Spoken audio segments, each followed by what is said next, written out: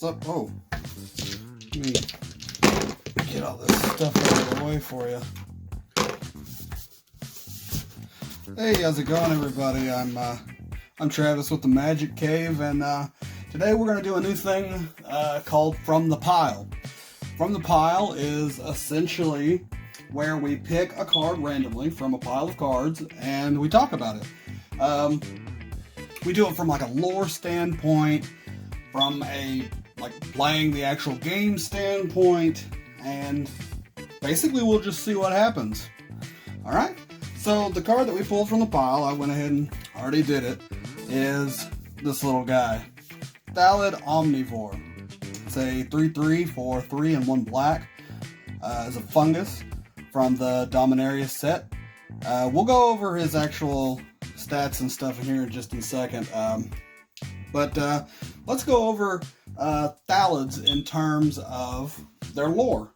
So originally, Thallids came from Havenwood. Havenwood was a forest that was south of the Sarpadian Mountains on the continent of Sarpadia in Dominaria. Now, I know a lot of you are probably kind of familiar with Dominaria if you are an older player like I am. However, if you're not, there is a great set of books based all around the Phyrexian invasion of the plane of Dominaria. Just a quick rundown. Dominaria is like the central plane of the entire Magic the Gathering multiverse. So whenever the invasion happened, it was a pretty big deal. Almost more than half of the sets, well, maybe not half, a good number of the sets have been centered on Dominaria, and it's a pretty important cornerstone in the ever-expanding story of Magic the Gathering. But Havenwood is important because that is where Thallids were originally created. Thallids themselves are pretty much living fungus. They were infused with green mana, and they produce saprolings, which are used as a food source. Now, saprolings, I know a lot of you probably know what saprolings are. Let's see if we can find some. We have more saproling tokens than we know what to do with half the time. Look at all that. Saproling. Any of you older players that have ever played with a saproling deck, you know how crazy they can get. Saprolings themselves exist entirely as tokens. To my knowledge, there is not a saproling card like as if it were a 1/1 creature. It's always been a token.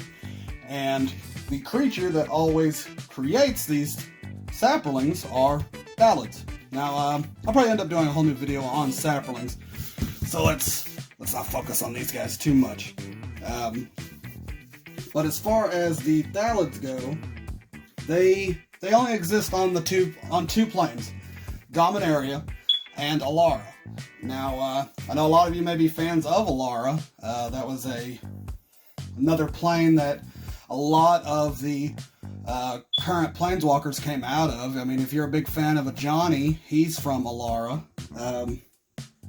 But we won't go into the Alaran Thallids that much, because predominantly, story-wise, the main amount of Thallids came from Dominaria. So on Dominaria, the empires on the continent of Sarpadia were left with dwindling food supplies in the wake of the Silex Blast. Now, a lot of you guys probably don't know what that is. We'll probably end up doing another video on the Silex Blast, but more or less it was a catastrophic event caused by a powerful artifact used by Urza Planeswalker. I'm sure a lot of you probably heard that name before. Again, we're not going to go into all that in this video. This video is predominantly about the Thallids themselves. So, back in Havenwood that we talked about earlier, the elves there, all their crops were failing, and they had taken to relying on eating fungus that grew rampant because of all the decaying matter from the Silex Blast. So, Thelon, he was an elven druid, and he used methods that he had borrowed from the Order of the Ebon Hand, another kind of whole thing that we're not going to go into.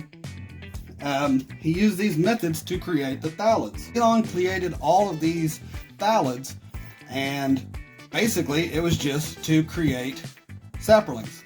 Now, saplings ended up being a moving food source for the elves, and it basically kept them alive. Anytime they needed to eat, they ate a sapling. Now, I'm sure that doesn't sound appetizing to most people, but you gotta do what you gotta do when you ain't got no food, you know.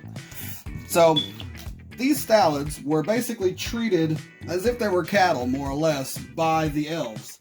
And over time, these Thallids became sentient. They developed rudimentary intelligence.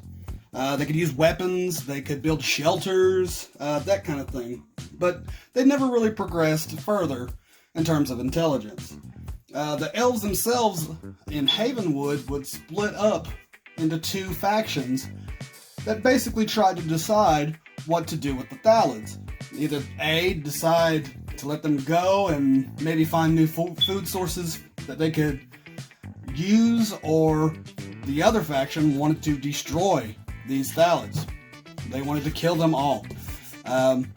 Which, you know, if you created something likened to like a cattle and it started developing intelligence and started using a weapon, I'd get pretty worried too. I mean, could you imagine a cow that just happened to pick up a baseball bat and decide to start swinging it around? I'd be kind of worried. Eventually, while the elves were arguing amongst themselves, the Thallids basically rose up, and the Thallids themselves took over.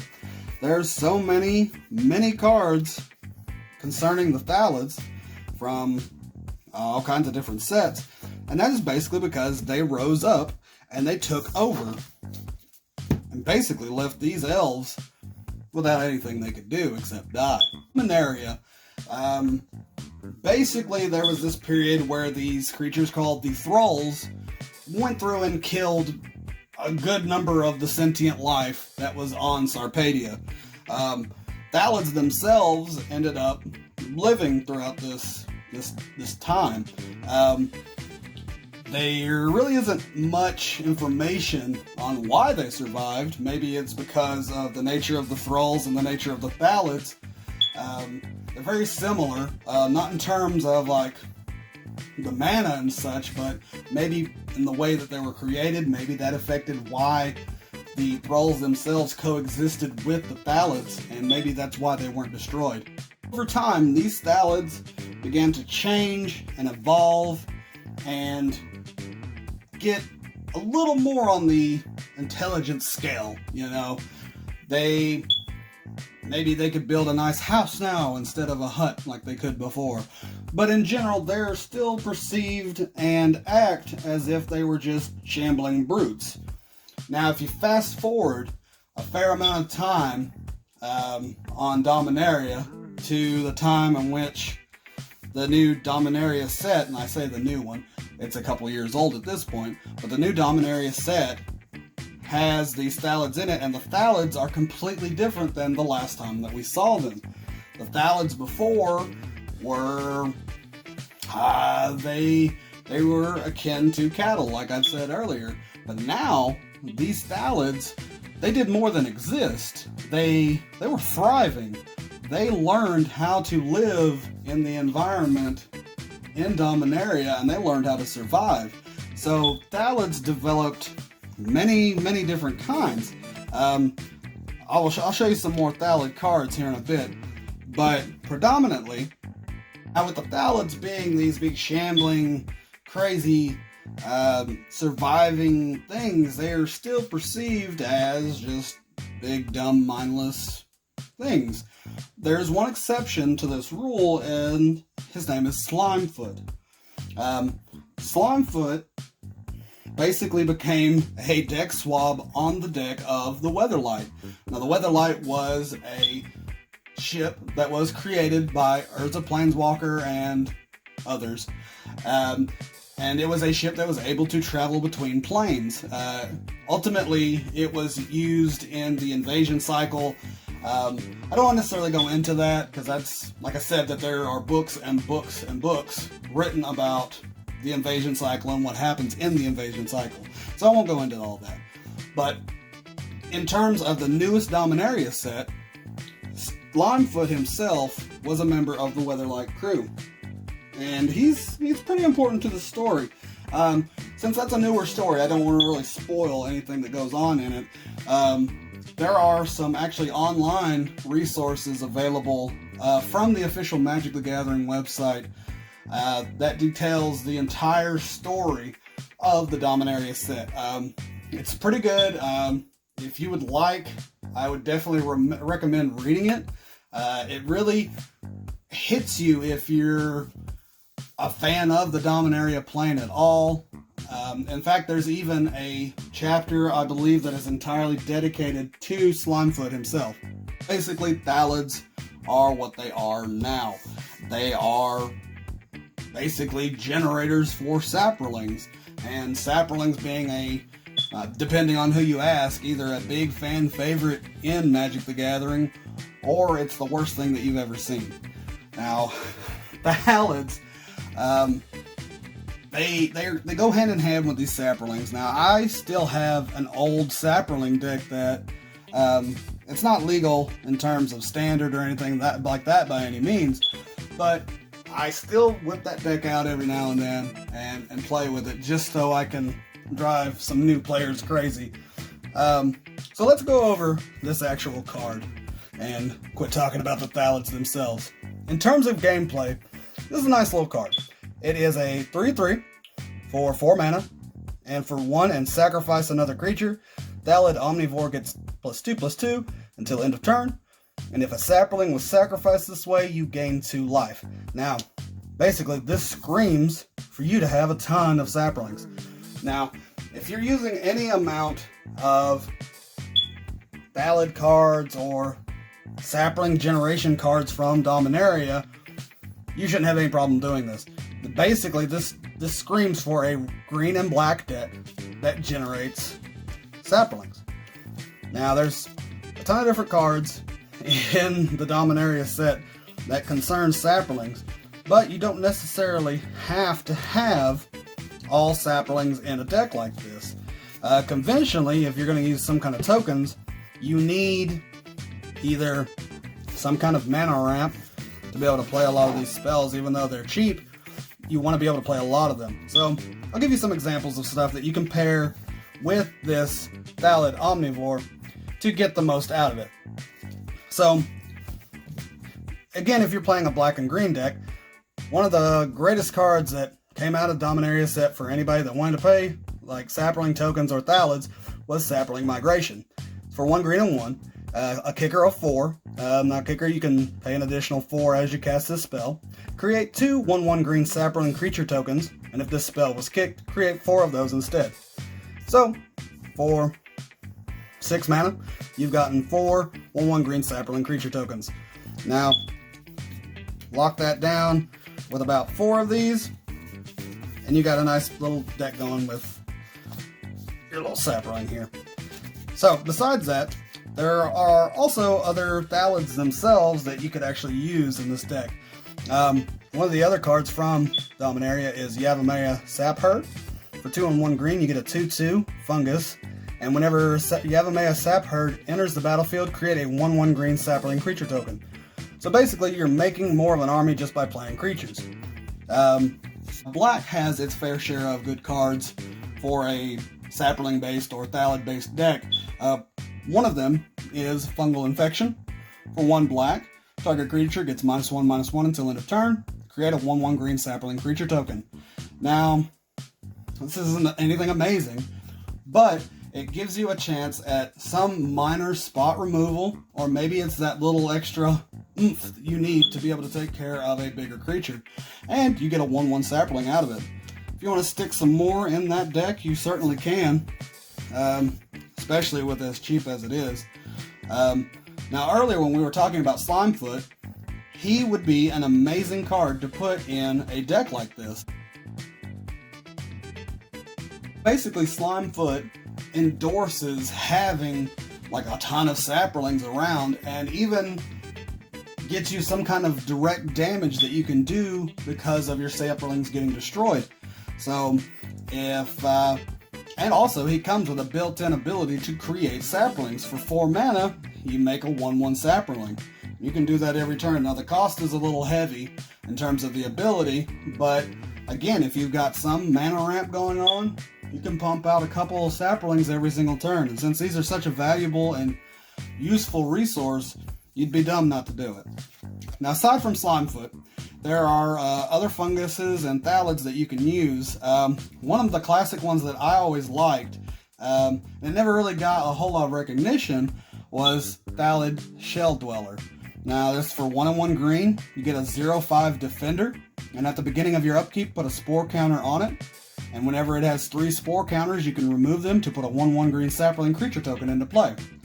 Now, if you're playing with maybe a little bit of proliferation, utilizing maybe some stuff from other sets, because obviously you're probably not playing standard, but if you're using a little bit of proliferation, if you throw a lot of these saplings, or these Thallids, sorry, if you throw a lot of these Thallids in that utilize these spore counters, and throw in a little bit of proliferation, you've got a quick army of saplings that are coming out of nowhere.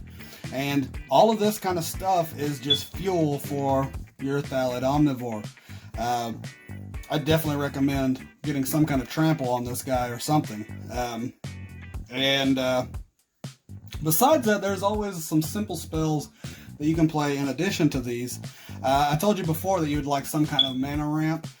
You can never go wrong with Llanowar Elves, 1/1, tap it for a green.